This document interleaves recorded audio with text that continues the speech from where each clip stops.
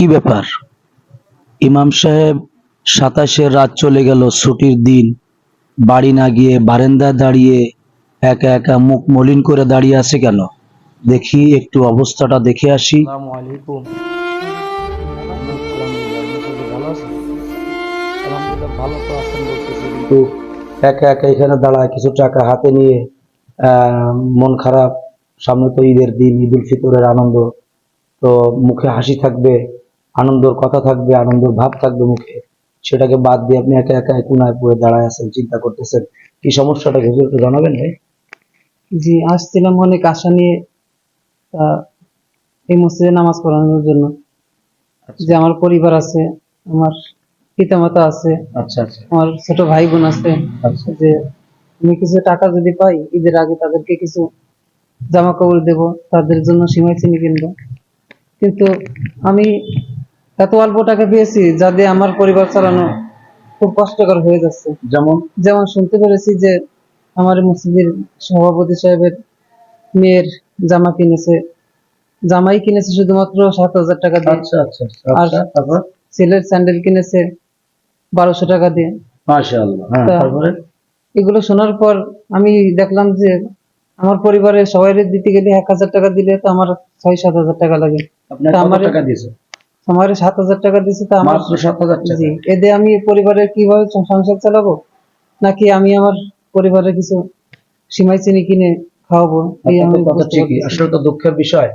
তারপরও একটা বিষয় আমাদের জেনে রাখা উচিত, যেহেতু এলমে দ্বীন আমরা শিক্ষা করছি আল্লাহ এবং আল্লাহ রসুলের সন্তুষ্টির জন্য, তো আমরা যেহেতু এলমে দ্বীন শিক্ষা করেছি আল্লাহ তাআলার সন্তুষ্টির জন্য, আমরা দুনিয়া না পেলেও আমরা আখিরাতে পাবো, আমরা সেই আশায় আমরা দ্বীনের খেদমত করব। আর একটা বিষয় হলো, মসজিদ কমিটির পক্ষে আসলে আমাদেরও কথা বলার দরকার, তাদেরও ইমাম সাহেবদের প্রতি গুরুত্ব দেওয়ার দরকার, ভালোবাসা দরকার। তো ঠিক আছে, মন খারাপ করার দরকার নাই, আল্লাহ তাআলা যে টাকা পয়সা দিয়েছে এইটা নিয়ে একটু যারা গরিবানা মতো ইনশাআল্লাহ বাড়ি গিয়ে মা বাপ নিয়ে ঈদের আনন্দ ভোগ করবেন, ঠিক আছে না ইনশাআল্লাহ? তো আসলে আল্লাহ তাআলা আমাদেরকে একটু রাখছে দুর্বল অবস্থায়। আল্লাহ তাআলা যদি ইসলামী হুকুমত কোনোদিন কায়েম করার ব্যবস্থা করে দেয়, তো সেদিন হয়তো বা আমাদের দিকে মানুষ, আল্লাহ তাকাবেন, মানুষও আমাদের দিকে ফেরবেন। তো ঠিক আছে, মন খারাপ করবেন না, এই অবস্থা বাড়ি গিয়ে ইনশাআল্লাহ সুন্দরভাবে কাটানোর চেষ্টা করবো, ঠিক আছে ইনশাআল্লাহ?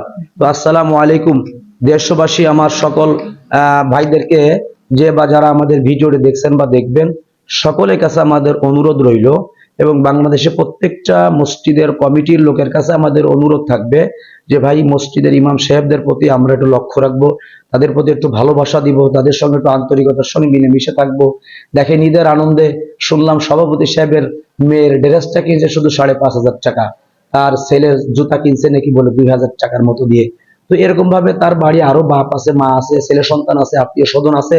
ইমাম সাহেবেরও তো এরকম ছোট ছেলে মেয়ে থাকতে পারে, স্ত্রী পরিবার পরিজন আছে, আমাদের প্রত্যেকের ফ্যামিলি আছে। তো চাই আসুন আমরা সারা বাংলাদেশের সমস্ত মসজিদ কমিটিওয়ালাদের কাছে আমরা এই দাবিটা রাখতে চাই যে আমাদের যেমন আনন্দ আছে, ইমাম সাহেবদের তেমন আনন্দ আছে। এই জন্য প্রত্যেক মসজিদের কমিটিওয়ালাদের প্রতি আমাদের অনুরোধ থাকবে যে আমরা মসজিদের ইমাম সাহেবদেরকে অবহেলিত, লাঞ্ছিত, বঞ্চিত না রেখে তাদেরকে আমরা যথাযোগ্য উপযুক্ত একটা হাদিয়া আমরা তাদেরকে দিব, যাতে করে তারাও বাড়ি গিয়ে আমাদের মতো ঈদের আনন্দ ভোগ করতে পারে। আল্লাহ তাআলা আমাদের সবাইকে তৌফিক দান করুক, ওলামায়ে কেরামদের পাশে থাকার তৌফিক দান করুক, ওলামায়ে কেরামদের খেদমত করার সুযোগ আর তৌফিক দান করুক। সকলে বলি আমিন। আসসালামু আলাইকুম ওয়া রাহমাতুল্লাহি ওয়া বারাকাতুহু।